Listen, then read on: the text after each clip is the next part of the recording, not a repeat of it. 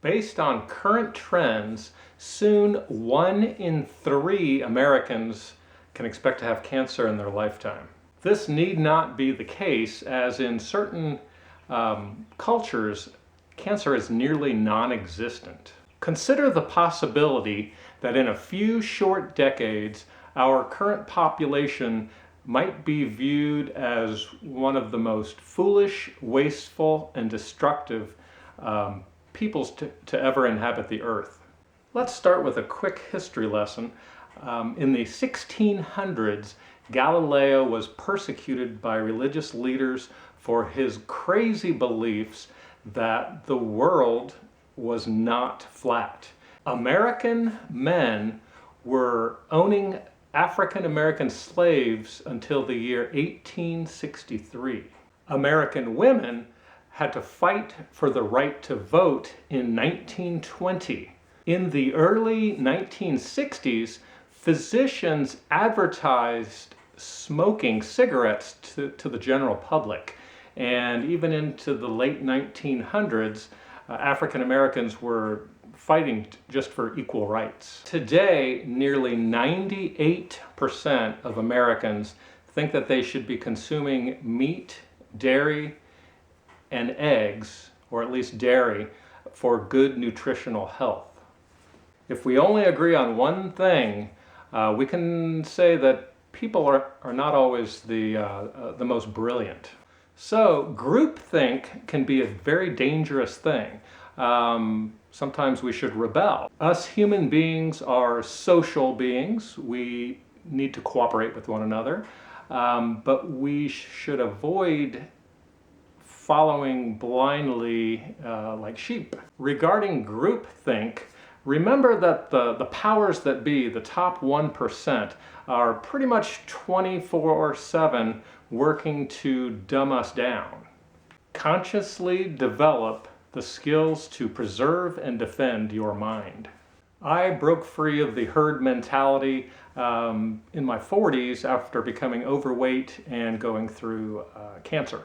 I've read books, consulted with experts, watched documentaries, I've used my body like a test tube in a lab, and I've found that on a 100% plant-based diet at age 50, I can exercise for more than 15 hours swimming, biking, and running. Just say no to most drugs. It took me years to get off my cholesterol medicine. At this point, there's nobody that could convince me to go back to consuming meat, dairy, or eggs, unless it were a matter of survival. There is a growing mountain of evidence that you can easily get everything you need from an all plant-based diet and drastically reduce your risk for most ailments, chronic diseases, etc. Please don't just trust me, of course. Here's a great video that I recommend for everyone. Watch this and then follow up on some of the references in this movie. It's called Forks Over Knives. It is low cost, easy, and delicious to consume portable plant-based foods for life. Next, I want to show you some great books that could get you started. The China Study, Born to Run, The Starch Solution, No Happy Cows, Senior Fitness, Healthy at 100 by John Robbins. Excellent. Everyone should read this. Finding Ultra by Rich Roll. Eat and Run by Scott Jurek. And some running books. Chi Running by Danny Dreyer. And Barefoot Running Step by Step by Ken Bob Saxton. I threw the running books in there because I have a theory that it's almost impossible to be depressed when you're a vegan runner, especially a vegan barefoot runner. Mainstream media is not likely to be telling you about these books because their advertisers might not want you to be reading them. So think outside the box and question authority. Be the change, live it, and remember your dollars are essentially your votes. maybe your best vote. Be positive, learn, and then try to share what you learn. Strive to be tactful and compassionate. If 98% of Americans are not on a vegan diet, then it's essentially 98 to 2 or 49 to 1 odds against what I'm saying. If you're still watching, there could be a good reason for it. The universe works in mysterious ways. Should you make these nutritional changes, you'll find yourself talking to all kinds of different people, different authority figures. In medical schools, doctors generally don't learn much about nutrition beyond feeding tubes. They tend to get most of their information from pharmaceutical companies and the food industry. See if your doctor has read the China study.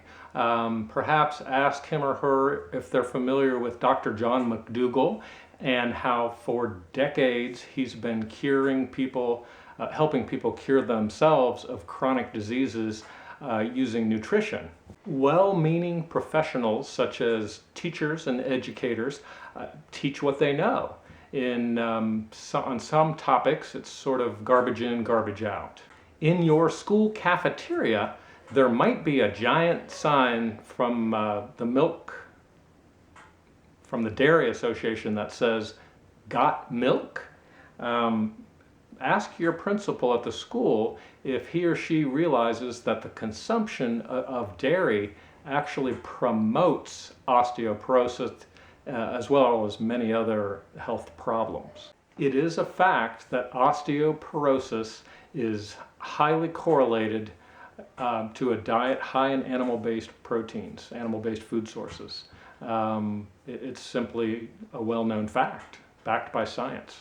If you know a pastor, he or she would probably be thrilled to have a lengthy discussion with you about the biblical Daniel fast. Parents tend to be stressed and overworked. If you suggest food-related changes, they may not be welcomed initially. So prepare your own food. Take responsibility for what you're eating. Most people don't understand the real reason why our healthcare system is in so much trouble. The real problem is there's way too much demand for services. If anyone questions how healthy it is to live on all plant-based foods, ask them if they understand why the elders in Okinawa who are living on traditional diets are burying their great-grandchildren. Restaurants can be a challenge, but I've found that if you're friendly with the wait staff, that they will usually be happy to fix you something special, something simple like steamed rice, vegetables with chopped almonds or something like that with seasonings. We were meant to be happy, healthy, active, and well. We live in a time when soon 1 in 3 are expected to have cancer here in America. It doesn't need to be that way. So, question authority.